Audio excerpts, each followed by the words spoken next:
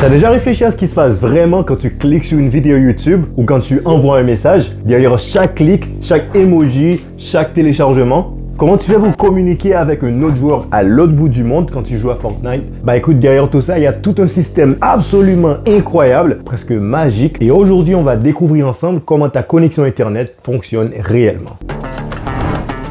Salut, je te retrouve avec une nouvelle vidéo. Si c'est la première fois ici, je suis un passionné de technologie qui adore comprendre ce qui se passe derrière les grandes idées. Installe-toi bien, aujourd'hui on va parler de ta connexion Internet. Ok, commençons par le début, au cas où. Internet, c'est quoi exactement? On veut le voir comme un immense réseau mondial. Ton téléphone, ton ordinateur et même ton frigo connecté, tous ces appareils communiquent entre eux grâce à Internet. Mais en réalité, ce ne sont que des ordinateurs qui s'échangent des données. Et ce réseau est rendu possible grâce à une infrastructure complexe qui inclut des câbles, des routeurs et des serveurs. T'inquiète, on ne s'affole pas, je vais faire de mon mieux pour bien t'expliquer ce que ça veut dire tout ça. Alors, qui fait fonctionner tout ça? Il y a plusieurs acteurs. Premièrement, il y a ton fournisseur d'accès à Internet. Par là de Orange, de Free, de Digicel, de Natcom, de T-Mobile, de AT&T, etc. Ce sont eux qui te donnent accès au réseau. Ensuite, il y a le DNS, qui veut dire Domain Name System. C'est un peu l'annuaire téléphonique d'Internet. C'est genre le bibliothécaire qui sait exactement où se trouve chaque livre dans la librairie. Enfin, presque.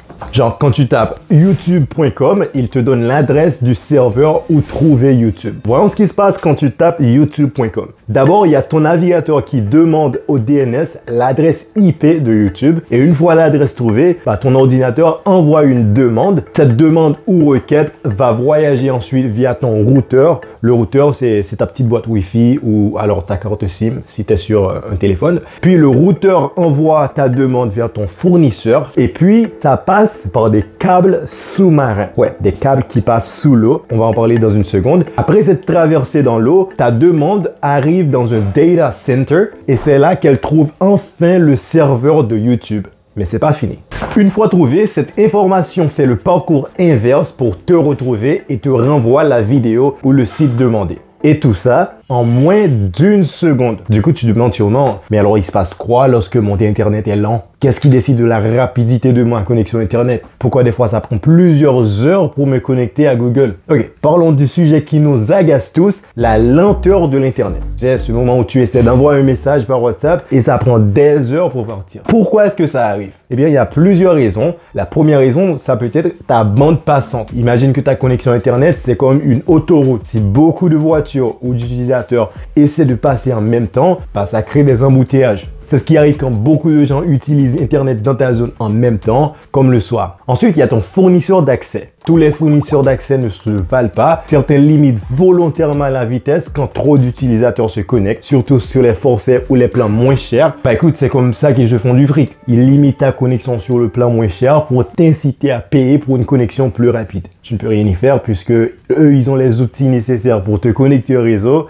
Toi, tu n'as rien. Parfois, le problème est bien plus loin que chez toi. J'ai parlé de câbles sous-marins. Ouais, il y a des câbles sous-marins qui transportent les données entre les continents, à moins que tu utilises un système d'internet qui utilise satellite comme Starlink. Je vais faire une vidéo là-dessus également, donc abonne-toi pour ne pas manquer ça. Bref, ces câbles sous-marins peuvent être endommagés, ce qui ralentit ou coupe complètement ta connexion. Et puis, si ton réseau local utilise des équipements vieillissants, ça n'aide pas non plus. Enfin, il y a la latence ou temps de réponse. C'est le temps que met une requête ou une demande à faire un aller-retour entre ton appareil et le serveur. Plus tu es loin physiquement d'un serveur, plus ça prend du temps. Si tu vis dans une région éloignée ou mal desservie, ta latence sera forcément plus élevée. Je prends l'exemple d'Haïti où j'ai vécu. Les fournisseurs d'accès n'ont pas forcément le matériel nécessaire. Du coup, ils doivent avoir recours à des opérateurs étrangers pour fournir leurs services. Et en plus, il y a moins de câbles sous-marins en Haïti et il n'y a pas de serveurs locaux pour les sites web que tu essaies de joindre. Du coup, quand quelqu'un en Haïti essaie de chercher par exemple google.com, sa requête doit d'abord aller au fournisseur local qui lui d'ailleurs utilise un autre fournisseur à l'étranger, puis traverser un câble sous-marin jusqu'à un data center en Floride ou ailleurs, puis il doit trouver le serveur de Google, répondre et revenir.